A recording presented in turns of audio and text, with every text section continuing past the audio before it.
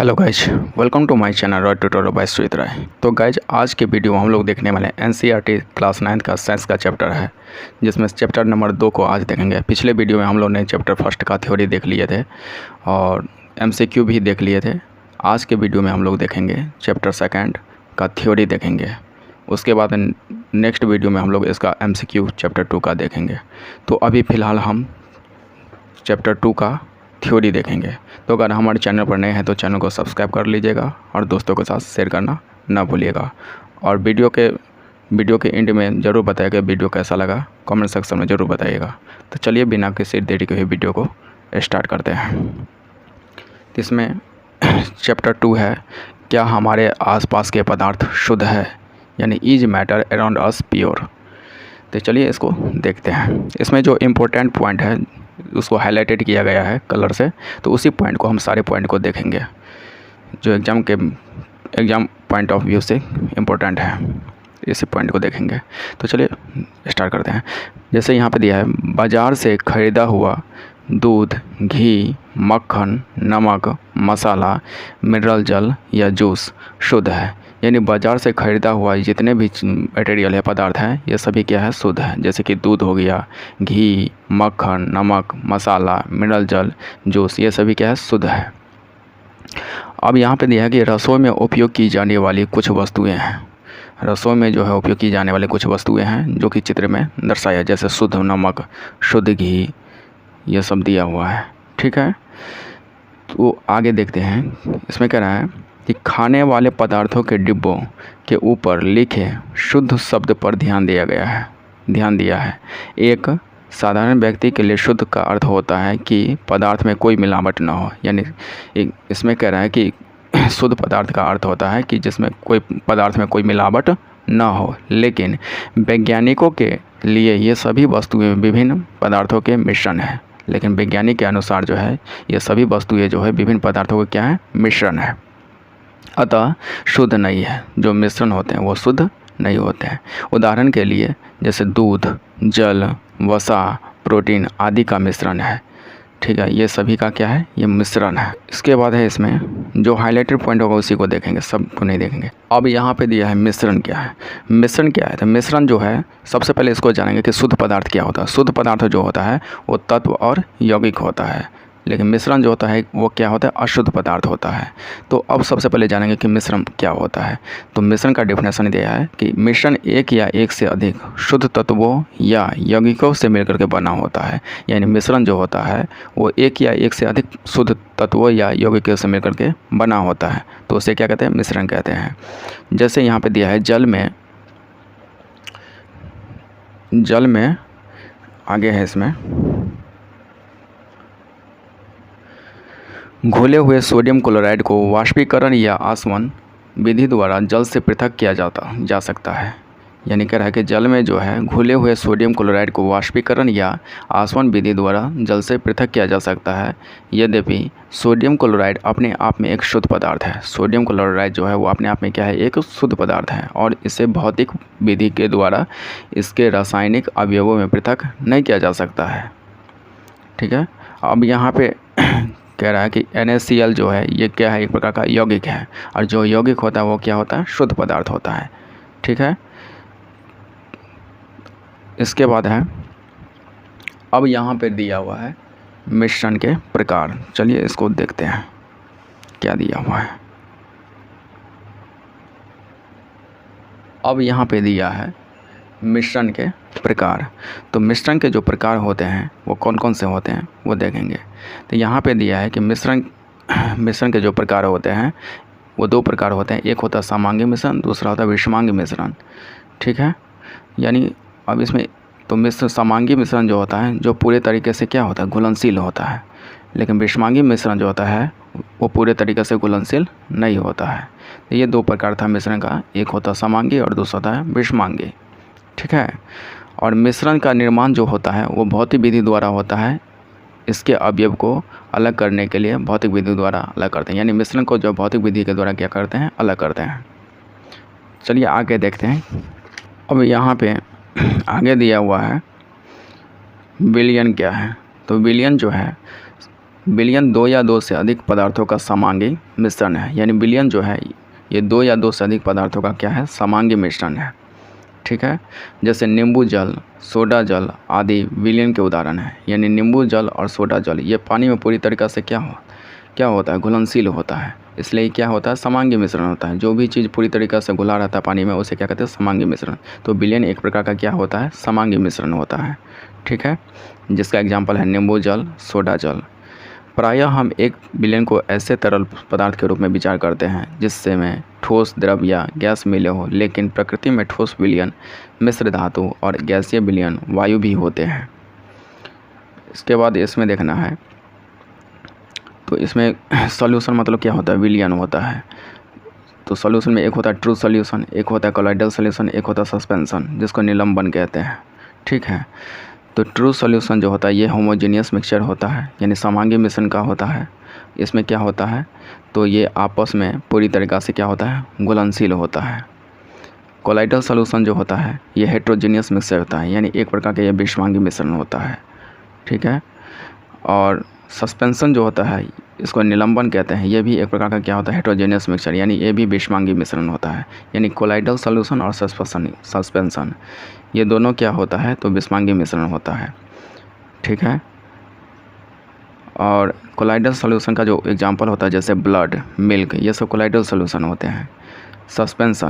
Suspension करने का मतलब पानी में, जैसे एग्जांपल है पानी में घुला मिट्टी, तो पानी में जो घुला मिट्टी होगा तो ये क्या होगा, निलंबन का उदाहरण होगा, यानी सस्पेंशन इसको कहते हैं। ये एक प्रकार का क्या है, विषमांगी मिश्रण है, जो पानी में पूरी तरीक़ा से घुलनशील नहीं होता है। कुछ पार्ट इसमें क्या हो जाता है, बच जाता है। जैसे नमक, जैसे पानी में क्या है, घुला हुआ मिट्टी है, तो मिट्टी के कण जो है नीचे पेंदी में बैठ जाता है, पानी ऊपर चला आता है। ठीक है, तो ये क्या होता है, निलंबन होता है। ये पूरी तरीके से पानी में घुलनशील नहीं होता है। तो ये था इसका कॉन्सेप्ट। आगे हम लोग देखेंगे, आगे है इसमें कि विलयन के कणों में समांगिकता होती है। उदाहरण के लिए नींबू जल का स्वाद सदैव समान रहता है। यह दर्शाता है कि इस विलयन में चीनी और नमक के कण समान रूप से वितरित होते हैं। ठीक है, अब यहाँ पे एग्जाम के क्वेश्चन है, जैसे मिश्र धातुएं हैं, तो ये धातुओं के समांगी मिश्रण होते हैं जिन्हें भौतिक क्रिया द्वारा अवयवों में पृथक नहीं किया जा सकता है। ठीक है, लेकिन फिर भी मिश्र धातुओं को मिश्रण माना जाता है। इससे जो कह रहा है, मिश्र धातु को जो भौतिक क्रिया के द्वारा जो है इस द्वारा अवयवों में पृथक अलग नहीं किया जा सकता है, लेकिन फिर भी जो है यह मिश्र धातु को मिश्रण माना जाता है। अब यहाँ पर दिया गया पित्तल, जिंक लगभग 30% और कॉपर लगभग 70% का मिश्रण होता है। ठीक है, तो ये था एग्जाम्पल। इसके बाद है, किसी विलयन को दो भागों में विलायक और विलेय में बांटा जाता है। यानी विलयन को जो दो भागों में बांटा जाता है, विलायक और विलेय। विलयन का वह घटक जिनकी मात्रा दूसरे से अधिक होती है। विलयन का जो घटक होता है, कह रहा है कि जिनकी मात्रा दूसरे से क्या होता है, अधिक होती है। जो दूसरे घटक को विलयन में मिलाता है उसे विलायक कहते हैं। यानी जो दूसरे घटक को विलयन में मिलाता है उसे विलायक कहते हैं। विलयन का वह घटक प्रायः कम मात्रा में होता है जो कि विलायक में घुला होता है उसे विलेय कहते हैं। और जो विलायक में घुला होता है उसे क्या कहते हैं, विलेय कहते हैं। विलायक होगा जिसकी मात्रा दूसरे से क्या होगी, अधिक होगी। और विलेय क्या होगा, जिसके प्रायः मात्रा क्या होता है, प्रायः कम मात्रा में होता है, उसे विलेय कहते हैं। यानी विलायक में घुला होता है विलेय। ठीक है, इसके बाद यह है, अब यहाँ पे एग्जाम्पल है उदाहरण के लिए। अब जैसे यहाँ पे कुछ नोट है, द्रव में गैस की विलेयता बढ़ती है उच्च दाब पर। यानी द्रव में जो है गैस की विलेयता बढ़ती है उच्च दाब पर। एग्जाम्पल के लिए पहला उदाहरण है इसमें, चीनी और जल का विलयन एक तरल घोल में ठोस का उदाहरण है। चीनी और जल का जो विलयन है एक तरल घोल में ठोस का उदाहरण है। इसमें चीनी विलेय है और जल क्या है, विलायक है। इसमें चीनी क्या है, विलेय है, और जल क्या है, विलायक है। आयोडीन और एल्कोहल का विलयन, जिसे टिंचर आयोडीन के नाम से जाना जाता है। आयोडीन और एल्कोहल का जो विलयन होता है उसे टिंचर आयोडीन कहते हैं। इसमें आयोडीन विलेय है और एल्कोहल क्या है, विलायक है। वातयुक्त पेय जैसे सोडा जल, कोक इत्यादि तरल विलयन में गैस के रूप में है।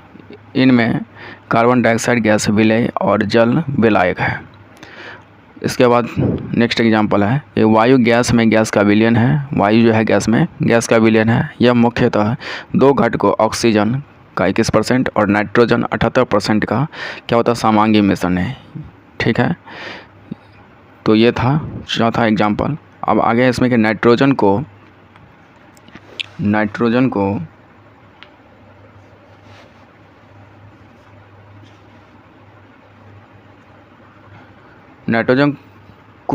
वायु का विलायक कहा जाता है। वायु में दूसरी गैसें बहुत कम मात्रा में उपलब्ध होती है। नेक्स्ट है कि विलयन के गुण। विलयन का गुण क्या होता है? तो विलयन में का गुण जो है, इसमें क्या होता है, प्रकाश का प्रकीर्णन नहीं होता है। यानी विलयन में प्रकाश का प्रकीर्णन नहीं होता है। ठीक है, क्योंकि ये क्या है, समांगी मिश्रण है। जो भी समांगी मिश्रण होगा वो पानी में पूरी तरीके से घुलनशील होगा। तो जो पानी में पूरा तरीक़ा से घुलनशील होगा तो उसमें प्रकाश का क्या होगा, रिफ्लेक्शन नहीं होगा, इसलिए उसका स्कैटरिंग नहीं होता है। ठीक है, और प्रकाश का स्कैटरिंग यानी प्रकीर्णन उसी में होता है जिसमें क्या होता है, कुछ कण जो है पार्टिकल्स उसमें तैरते रहते हैं, जिसके कारण लाइट उस पर पड़ता है तो वो क्या होता है, स्कैटरिंग उसका हो जाता है लाइट का। इसलिए वहाँ पे प्रकीर्णन होता है। जैसे कोलाइडल सॉल्यूशन में उसमें जो है पूरी तरीक़ा से वो घुलनशील नहीं होता है, क्योंकि ये हेट्रोजेनियस मिक्सचर यानी विषमांगी मिश्रण होता है।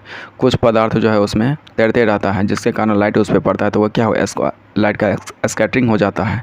उसी प्रकार से जो है निलंबन में भी क्या होता है, स्कैटरिंग होता है। वहाँ पे भी कुछ पदार्थ तैरते रहते हैं, जिसके कारण लाइट उस पर पड़ता है तो उसका भी स्कैटरिंग हो जाता है, प्रकीर्णन हो जाता है। लेकिन तो वो सब क्या है, तो सस्पेंशन यानी निलंबन और कोलाइडल सॉल्यूशन जो था, ये दोनों क्या था, विषमांगी मिश्रण था। विषमांगी मिश्रण कहने का अर्थ होगा जो पानी में पूरी तरीक़ा से घुलनशील नहीं होगा। तो उसमें क्या होगा, जो पानी में पूरी तरीक़ा से घुलनशील नहीं होगा तो वो क्या होता है, उसमें प्रकाश का प्रकीर्णन होता है। और जो पानी में पूरी तरीक़ा से घुलनशील होता है तो उसमें प्रकाश का प्रकीर्णन नहीं होगा, क्योंकि उसमें कण जो होता है, पार्टिकल्स जो होता है, कुछ बचा ही नहीं रहता है, जिसके कारण उसमें लाइट का रिफ्लेक्शन नहीं होता है, स्कैटरिंग नहीं होता है। तो यही वजह है। अब तो इसमें पहला विलयन के जो गुण है, ये विलयन क्या है, एक समांगी मिश्रण है। विलयन के कण व्यास में 1 नैनोमीटर यानी 10 के पावर -9 मीटर होता है। 1 नैनोमीटर बराबर क्या होता है, 10 के पावर -9 मीटर से भी क्या होते हैं, छोटे हैं, यानी छोटे होते हैं। यानी विलयन के जो कण का व्यास होता है, व्यास में क्या होता है, 10 के पावर -9 मीटर से क्या होते हैं, भी छोटे होते हैं। इसलिए वे आँख से नहीं देखे जा सकते हैं। यानी इतना छोटा पार्टिकल्स होता है जिसको हम नंगी आँखों से भी नहीं दिखाई देता है। अपने छोटे आकार के कारण विलयन के कण गुजर रही प्रकाश की किरण को फैलाते नहीं है, इसलिए विलयन में प्रकाश का मार्ग दिखाई नहीं देता है। यानी कहने का अर्थ हुआ कि इसमें विलयन के जो कण होते हैं ये इतने छोटे पार्टिकल्स होते हैं जो हमें नंगी आंखों से भी दिखाई नहीं देते हैं। और वो इसी वजह से क्या होता है, ये समांगी मिश्रण होता है, जो पानी में क्या होता है, पूरी तरीके से घुलनशील होता है। ठीक है, इसलिए इसको होमोजीनियस मिक्सचर कहा जाता है, यानी समांगी मिश्रण कहा जाता है। और इसमें क्या होता है, तो इसमें प्रकाश का प्रकीर्णन नहीं होता है। इसके बाद है छानने की विधि द्वारा विलय के कणों को विलयन में से पृथक नहीं किया जा सकता है। विलयन को शांत छोड़ देने पर भी विलय के कण नीचे नहीं बैठते हैं, अर्थात विलयन अस्थायी है। ये विलयन क्या होगा, अस्थायी होगा। नेक्स्ट है इसमें कि विलयन की सांद्रता। विलयन की सांद्रता, तो विलयन की जो सांद्रता होगा इसमें क्या होगा, तो चलिए देखते हैं।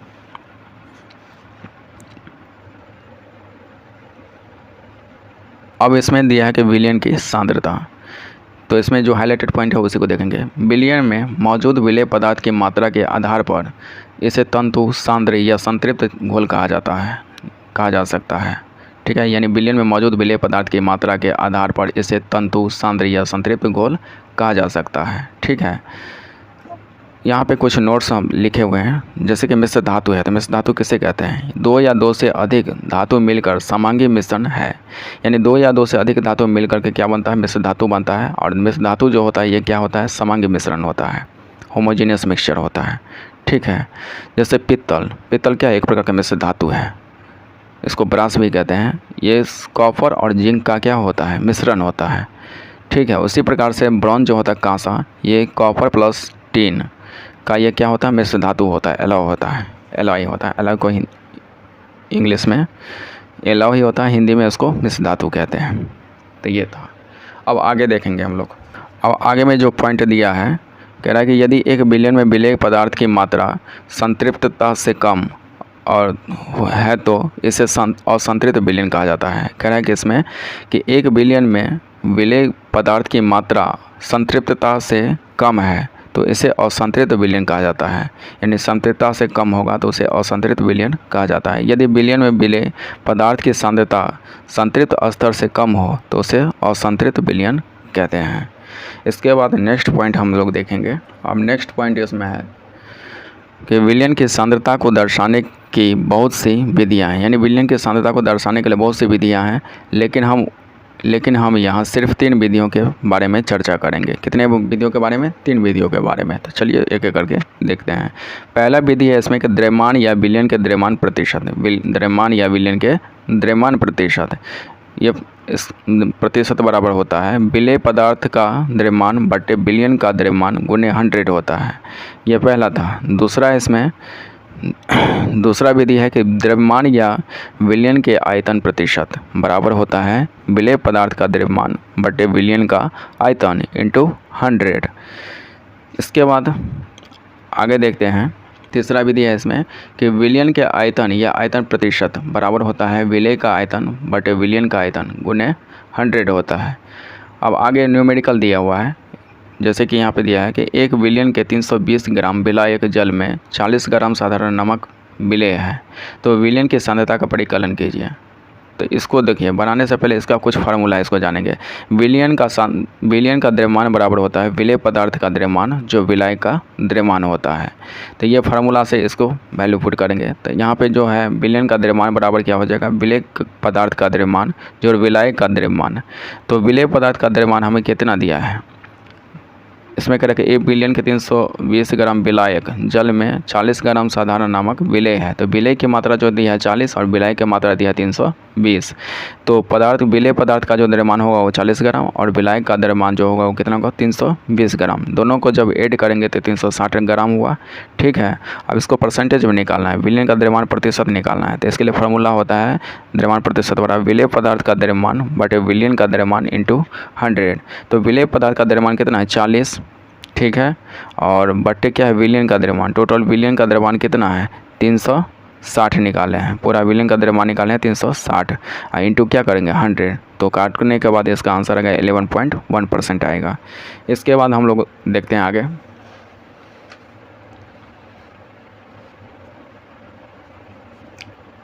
अब आगे इसमें दिया है कि निलंबन क्या है। तो निलंबन क्या है, इसका डेफिनेशन है निलंबन एक विषमांगी मिश्रण है जिसमें विलेय पदार्थ कण घुलते नहीं है। इसमें विलेय पदार्थ के कण जो है घुलते नहीं है बल्कि माध्यम के समष्टि में निलंबित रहते हैं। माध्यम के समष्टि में क्या होता है निलंबित रहते हैं। ये निम्नलिखित कण आँखों से देखे जा सकते हैं। अब ये जो जितने भी कण हैं इसको आँखों से देखे जा सकते हैं। ठीक है, तो निलंबन क्या है विषमांगी मिश्रण। जो भी विषमांगी मिश्रण होता है हेट्रोजेनियस मिक्सचर, तो उसको हम आँखों से क्या करते हैं देख सकते हैं। लेकिन समांगी मिश्रण यानी होमोजेनियस मिक्सचर जो होगा उसको हम आँखों से नहीं देख सकते हैं। ठीक है, वो बहुत छोटे होते हैं, 10 के पावर -9 मीटर होता है, यानी 1 नैनोमीटर इतना छोटा होता है कि वो पार्टिकल्स हमें दिखाई नहीं देता है। इसलिए पानी में पूरे तरीके से क्या होता है घुलनशील होता है। ठीक है, तो वो समांगी मिश्रण होता है। लेकिन निलंबन क्या है विषमांगी मिश्रण होता है। इसके कण जो है पार्टिकल्स जो होते हैं थोड़ा बड़े बड़े होते हैं जिसके कारण वो दिखाई देते हैं और इसका स्कैटरिंग हो जाता है, प्रकीर्णन हो जाता है। ठीक है, चलिए आगे देखते हैं क्या निलंबन के गुणधर्म। निलंबन के गुणधर्म, तो निलंबन के गुणधर्म क्या है, चलिए इसमें एक एक प्रॉपर्टी देखते हैं क्या क्या है। पहला प्रॉपर्टी इसमें दिया है, गुण दिया है कि यह एक विषमांगी मिश्रण है। यानी निलंबन जो है क्या है एक विषमांगी मिश्रण है। ये कण जो है आँखों से देखे जा सकते हैं क्योंकि इसके पार्टिकल्स क्या होते हैं थोड़े बड़े बड़े होते हैं जिसके कारण हमें आँखों से दिखाई देता है। ये निलंबित कण प्रकाश की किरण को फैला देते हैं और ये निलंबित कण जो प्रकाश की किरण को क्या कर देते हैं तो फैला देते हैं जिससे उसका मार्ग दृष्टिगोचर हो जाता है। ठीक है, जब इसे शांत छोड़ देते हैं तब ये कण नीचे की ओर बैठ जाता है।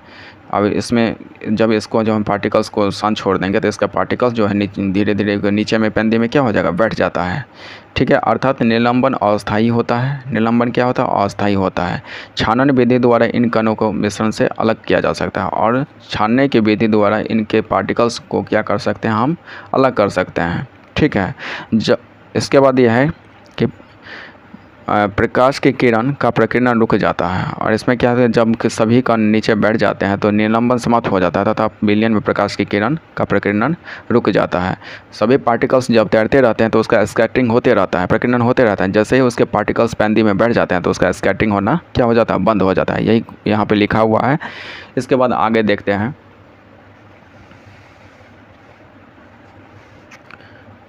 इसके बाद आगे दिया हुआ है कि कोलाइडल विलयन क्या है। कोलाइडल विलयन क्या है? तो कोलाइड के कण विलयन में समान रूप से फैले होते हैं, यानी कोलाइड के कण जो होता है विलयन में समान रूप से फैले होते हैं।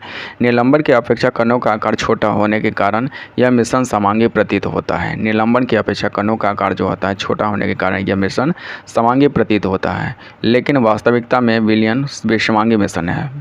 वास्तविकता में विलयन क्या है? विषमांगी मिश्रण है। जैसे एग्जाम्पल के लिए दूध और ब्लड, ये क्या है? तो ये कोलाइडल सॉल्यूशन है, यानी कोलाइडल विलयन है। ये दोनों इसी का एग्जांपल था।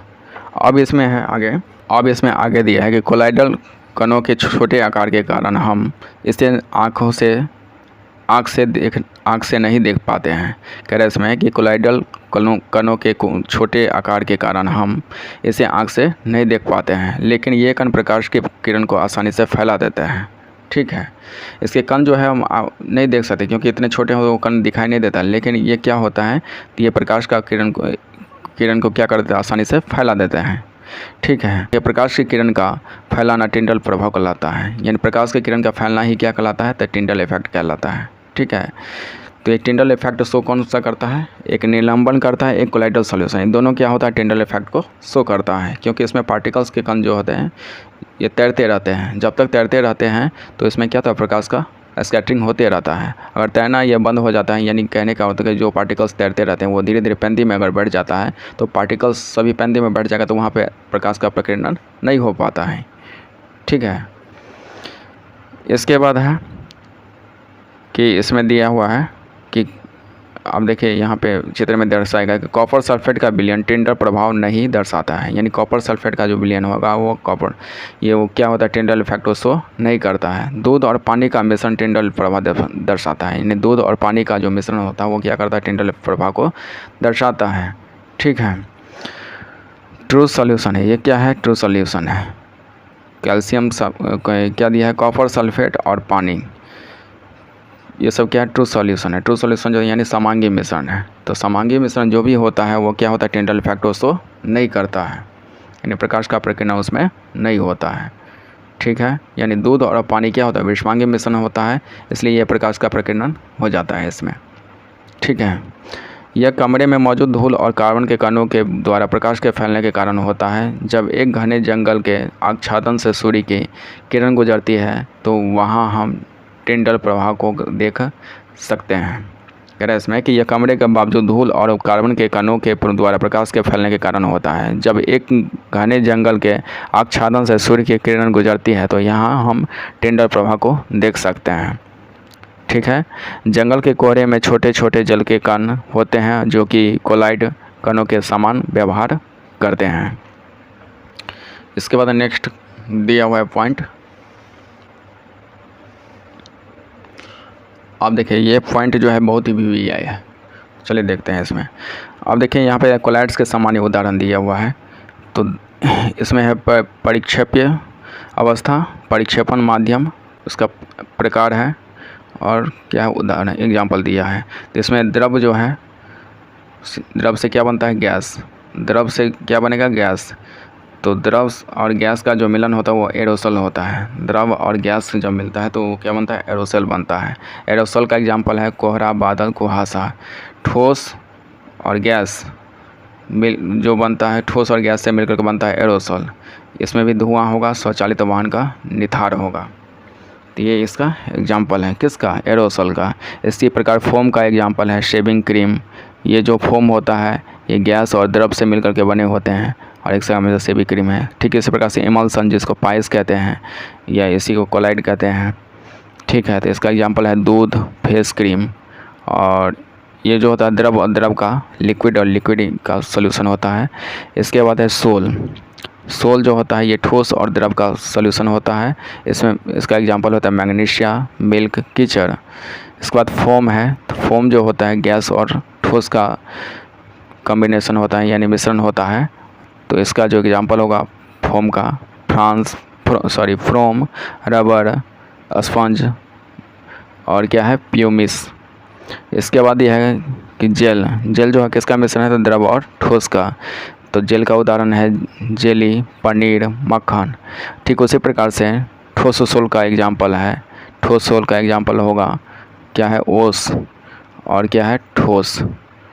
ओस भी क्या है, ओस जो है ये सॉलिड है, ठोस जो है ये सॉलिड है, और ये ठोस क्या है सॉलिड है। तो ठोस जो होगा सॉलिड, ये ठोस सोल होगा। ठीक है, इसका एग्जाम्पल है रंगीन रत्न पत्थर, दूधिया कांच। ठीक है, तो ये सारा नोट्स था, इम्पोर्टेंट पॉइंट्स था। अब आगे देखेंगे इसमें। अब इसमें कोलाइड के गुणधर्म दिया हुआ है। तो कोलाइड जो होता है एक विषमांगी मिश्रण होता है। कोलाइड के कणों का आकार इतना छोटा होता है कि पृथक रूप में आंखों से नहीं देखे जा सकते हैं। ठीक है, इसके बाद है ये इतने बड़े होते हैं कि प्रकाश की किरण को फैलाते हैं। और दिया है कि जब इसको शांत छोड़ दिया जाता है तब ये कण तल पर क्या होता है, नहीं बैठते हैं, तल पर नहीं बैठते हैं। जब इनको छोड़ दिया जाता है, शांत छोड़ दिया जाता है, तब ये कण तल पर नहीं बैठते हैं, अर्थात ये अस्थायी होते हैं। ये छानन विधि द्वारा पृथक मिश्रण से पृथक नहीं किए जा सकते हैं। ठीक है, किंतु एक विशेष विधि द्वारा इसको अलग किया जा सकता है। यानी कोलाइड को जो है अपकेंद्रीकरण विधि द्वारा, तकनीक द्वारा क्या किया जाता है, तो अलग किया जाता है। ये प्रश्न बहुत भी है, ये पॉइंट जो लिखा हुआ है। यानी कोलाइड को जो अलग करते हैं, कोलाइडल सॉल्यूशन को, उसको हम किस विधि द्वारा करते हैं, छानने विधि द्वारा नहीं करते हैं, उसको अपकेंद्रीकरण तकनीक टेक्नोलॉजी द्वारा करते हैं। ठीक है, इसके बाद आगे पॉइंट्स दिया हुआ है, वो पॉइंट को देख लेते हैं। क्या दिया हुआ है, दिया है कि भौतिक एवं रासायनिक परिवर्तन, भौतिक और रासायनिक परिवर्तन जो होता है, जैसे कि रंग, कठोरता, दृढ़ता, बहाव, घनत्व, द्रव्यनांक तथा क्वथनांक इत्यादि को भौतिक गुण कहा जाता है। ठीक है, ये सभी भौतिक गुण कहा जाता है सभी को। इसके बाद आगे हम लोग देखेंगे कि आगे पॉइंट्स क्या है। आगे दिया सर्वप्रथम तत्व शब्द का प्रयोग जो है रॉबर्ट बॉयल ने किया था। सर्वप्रथम जो है तत्व शब्द का प्रयोग रॉबर्ट बॉयल ने किया था 1661 में। सर्वप्रथम तत्व की परिभाषा का प्रयोग लवाइजिए ने किया था। ठीक है, मोमबत्ती के जलने की प्रक्रिया में भौतिक एवं रासायनिक दोनों परिवर्तन होते हैं। मोमबत्ती के जलने की प्रक्रिया में क्या होता है, यह उसमें भौतिक भी और रासायनिक दोनों परिवर्तन होते रहता है। ये बहुत भी है। इसके बाद है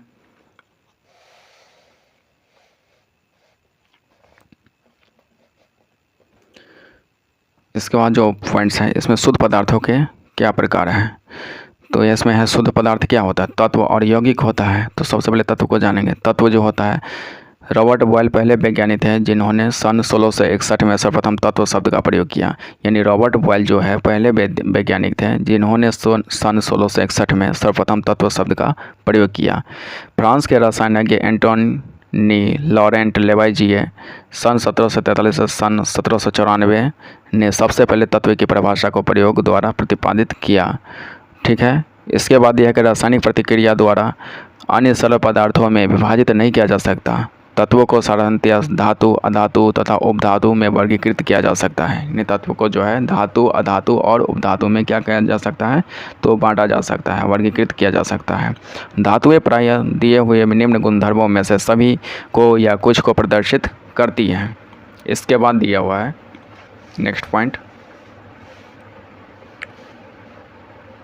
इसके बाद जो पॉइंट है कि अब इसमें दिया है कि धातुएं प्रायः दिए हुए निम्न गुणधर्मों में से सभी को या कुछ को प्रदर्शित करती है। तो इसमें धातु का जो गुण होता है वो क्या होता है, तो धातु जो होता है ये चमकीली होती है, ये चांदी जैसी सफ़ेद या सोने की तरह पीले रंग की होती है, ये ताप तथा विद्युत के सुचालक होती है, ये तन्य होती है और इनको तार के रूप में खींचा जा सकता है। ये आघातवर्धी होती है, इनको पीटकर महीन चादरों में ढाला जा सकता है, ये प्रतिध्वनिपूर्ण होती है।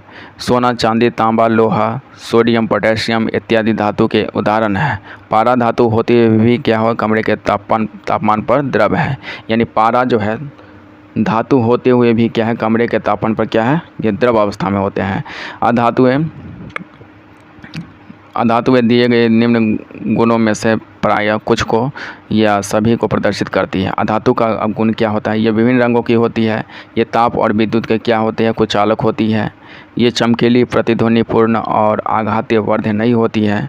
अधातु को देखेंगे तो इसमें एग्जाम्पल है जैसे कि हाइड्रोजन, ऑक्सीजन, आयोडीन, कार्बन, कोल, कोक, ब्रोमीन, क्लोरीन इत्यादि अधातुओं के उदाहरण हैं। कुछ तत्व धातु और अधातु के बीच के गुणों को दर्शाते हैं जिन्हें उपधातु कहा जाता है।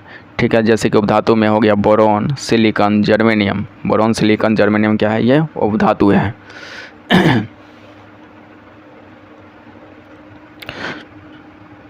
यानी यहाँ पे दिया था कि अधातु जो होता है जैसे कि हाइड्रोजन, ऑक्सीजन, आयोडीन, कार्बन, कोल, कोक, ब्रोमीन, क्लोरीन इत्यादि अधातुओं के क्या है? एग्जाम्पल है, उदाहरण है। अब इसमें देखा कुछ तत्व धातु और अधातु के बीच के गुण को दर्शाते हैं, तो उसे क्या कहते हैं? उपधातु कहते हैं। यानी कुछ ऐसे तत्व होते हैं जो धातु और अधातु दोनों के गुणधर्मों को क्या करते हैं? दर्शाते हैं, तो उसे उपधातु कहा जाता है, जिसको मेटालाइट कहते हैं। जैसे एग्जांपल है boron, silicon, germanium. Boron, silicon, germanium जो है ये क्या है? उपधातु है। इसके बाद कुछ और नोट्स हैं, उसको देख लेते हैं।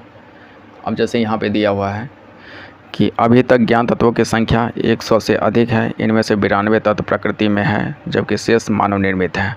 अधिकतर तत्व क्या है? ठोस है। 11 तत्व कमरे के तापमान पर गैसें हैं। 2 तत्व पारा तथा ब्रोमीन कमरे के तापमान पर द्रव है। गैलियम तथा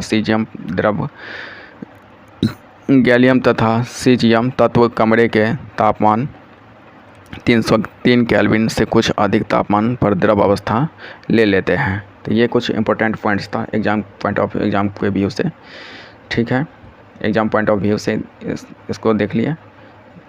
चलिए आगे देखते हैं। मैं है यौगिक। यौगिक भी क्या होता है? ये समांगी मिश्रण होता है, शुद्ध पदार्थ होता है। एक यौगिक वह पदार्थ है जो कि 2 या 2 से अधिक तत्वों के नियत अनुपात में रासायनिक तौर पर संयोजन से बना है। जब 2 या 2 से अधिक तत्व आपस में मिलते हैं तो यौगिक का निर्माण होता है। ठीक है, ये इसका डिफिनेशन था, परिभाषा था। अब इसमें दिया है कुछ यहाँ पे पॉइंट्स है, उसको देख लेते हैं। तो यहाँ पे इसमें कह रहा है कि समूह एक द्वारा प्राप्त गैस हाइड्रोजन है, यह रंगहीन। हाइड्रोजन गैस जो होता है ये क्या होता है? रंगहीन होता है, गंधहीन होता है और ज्वलनशील होता है। यानी हाइड्रोजन गैस जो होता है वो रंगहीन होता है, गंधहीन होता है और ज्वलनशील होता है। इसके बाद हाइड्रोजन सल्फाइड जो होता है ये भी रंगहीन गैस है और इसकी गंध जो है सड़े हुए अंडे जैसी होती है। हाइड्रोजन सल्फाइड की गंध जो है सड़े हुए अंडे जैसी होती है। ठीक है, ये बहुत भी है, इंपॉर्टेंट क्वेश्चन है। इसके बाद आगे देखते हैं। इसके बाद आगे जो नोट्स हैं अब दिया है इसमें मिश्रण और यौगिक, ये दोनों में क्या डिफरेंस है? तो मिश्रण जो होता है ये तत्व या यौगिक केवल मिश्रण बनाने के लिए मिलते हैं। ठीक है, किंतु किसी नए यौगिक का निर्माण नहीं करते हैं। इसके बाद यौगिक में है कि तत्व क्रिया करके नए यौगिकों का निर्माण करते हैं। फिर मिश्रण में है कि मिश्रण का संगठन परिवर्तनीय होता है। उसी प्रकार से यौगिक में जो है नए पदार्थ का संगठन सदैव अस्थायी होता है। इस प्रकार से मिश्रण है कि मिश्रण उसमें उपस्थित घटकों के गुणधर्मों को दर्शाता है। ठीक है, और इसमें दिया है कि यौगिक में कि नए पदार्थ के गुणधर्म पूरी तरह से भिन्न होते हैं। फिर इसमें मिश्रण में दिया हुआ है कि घटकों को भौतिक विधियों द्वारा सुगमता से पृथक किया जा सकता है, लेकिन यौगिक में दिया है कि घटकों को केवल रासायनिक या रासायनिक प्रतिक्रिया यानी इलेक्ट्रोलाइसिस के द्वारा ही इसको क्या किया जा सकता है? तो अलग किया जा सकता है। ठीक है, तो ये सारे इसमें पॉइंट्स थे, तो इसको देख लिए हैं। अब आगे कुछ पॉइंट्स यहाँ पे दिया हुआ है, तो चलिए इसको देखते हैं। इसमें पदार्थ है। पदार्थ क्या होता है? शुद्ध पदार्थ भी होता है और अशुद्ध पदार्थ भी होता है। तो शुद्ध पदार्थ में क्या होता है? तत्व और यौगिक होता है। अशुद्ध पदार्थ में क्या होता है? तो मिश्रण होता है। मिश्रण जो है तो 2 प्रकार का होता है, समांगी मिश्रण और विषमांगी मिश्रण। ठीक है, तो तत्व का एग्जाम्पल जो उदाहरण होता है वो क्या होता है? अब तत्व का जो यहाँ पे सरल पदार्थों में विभक्त नहीं किया जा सकता। तत्व को जो है सरल पदार्थों में विभक्त नहीं किया जा सकता। जैसे एग्जाम्पल है जैसे कॉपर, ऑक्सीजन, लोहा, हाइड्रोजन, पारा। यौगिक जो होता है नियत संगठन रासायनिक या विद्युत रासायनिक प्रतिक्रिया द्वारा घटक तत्वों में विघटित किया जा सकता है। यानी इसको इलेक्ट्रोलाइसिस प्रोसेस द्वारा भी क्या किया जा सकता है? अलग किया जा सकता है। उदाहरण के लिए जल, मीथेन, चीनी, नमक, ये सभी क्या है? यौगिक है। इसके बाद है मिश्रण। जो है मिश्रण दो प्रकार के होते हैं, एक होता है समांगी मिश्रण, एक होता है विषमांगी मिश्रण। समांगी मिश्रण कहने का अर्थ हुआ कि जो पानी में पूरी तरीके से घुलनशील होता है वो समांगी मिश्रण होता है, और विषमांगी मिश्रण उसे कहते हैं जो पानी में पूरी तरीके से घुलनशील नहीं होता, उसे विषमांगी मिश्रण कहते हैं। इसका जो है कुछ एग्जाम्पल दिया समांगी मिश्रण का, जैसे जल में चीनी का घोल, जल में नमक को घोलेंगे तो वो क्या हो जाएगा, समांगी मिश्रण होगा, यानी पूरी तरीके से पानी में क्या हो जाएगा, घुलनशील हो जाएगा। कार्बन डाइऑक्साइड में सल्फर, जल तथा एल्कोहल आदि। इसके बाद विषमांगी मिश्रण का जो उदाहरण है वो क्या है, तो विषमांगी मिश्रण का जो एग्जाम्पल है जैसे कि बालू तथा नमक, चीनी तथा नमक, लकड़ी, रक्त और तेल में जल, ये सभी क्या है, तो विषमांगी मिश्रण के एग्जाम्पल हैं। तो सारे पॉइंट को हमने इस चैप्टर में, सेकंड चैप्टर में देख लिए, ठीक है। अब आगे का वीडियो जो होगा इस सेकंड चैप्टर का हम MCQ नेक्स्ट वीडियो में लाएंगे, NCERT का और दृष्टि पब्लिकेशन का। इसी सेकंड चैप्टर का NCERT का, दृष्टि पब्लिकेशन से MCQ और ये NCERT का बुक का दोनों क्वेश्चन को ऑब्जेक्टिव के रूप में सारे MCQ को देखेंगे नेक्स्ट वीडियो में। तो आज के लिए बस इतना ही। अगर हमारे चैनल पर नए हैं तो चैनल को सब्सक्राइब कर लीजिएगा और दोस्तों के साथ शेयर करना ना भूलिएगा, और कमेंट सेक्शन में ज़रूर बताइएगा वीडियो कैसा लगा, और वीडियो को लाइक कर दीजिएगा वीडियो अच्छा लगे तो चलिए आज के लिए बस इतना ही। तब तक के लिए धन्यवाद।